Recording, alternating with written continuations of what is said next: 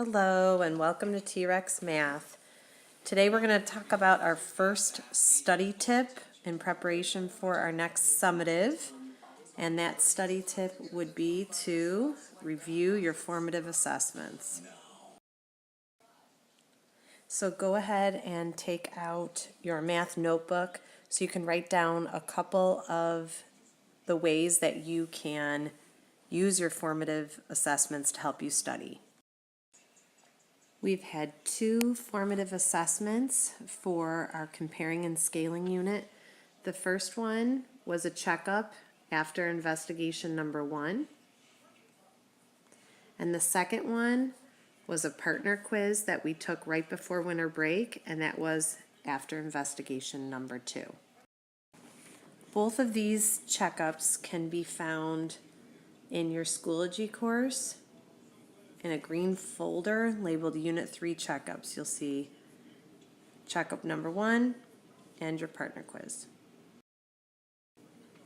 Here is a screenshot of each of those formatives. The first one is the checkup after investigation 1, and the second one is the partner quiz that we completed after investigation 2. When you're studying these, you can find them in Notability, or you can go back through Schoology, and you'll want to really redo each of the problems from each of these formatives and refresh your memory on what we did throughout this unit so far.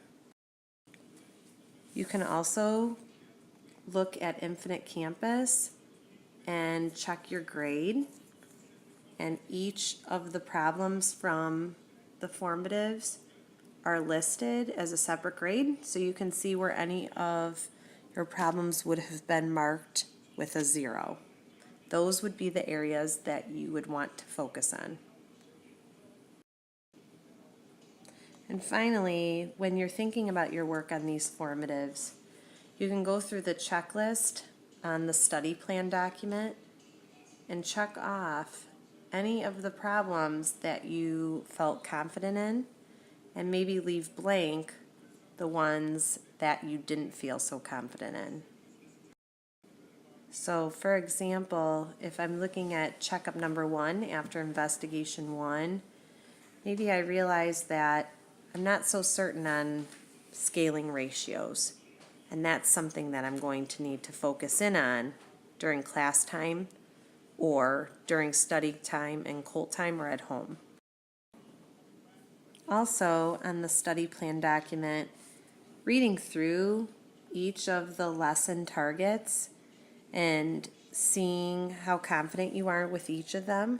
So for example, if I look at using percents to express ratios and proportions, how comfortable am I with understanding percents and converting percents to ratios and using rate tables to convert different fractions to percents? So today, as you begin to study, remember, study your formative checkup and partner quiz.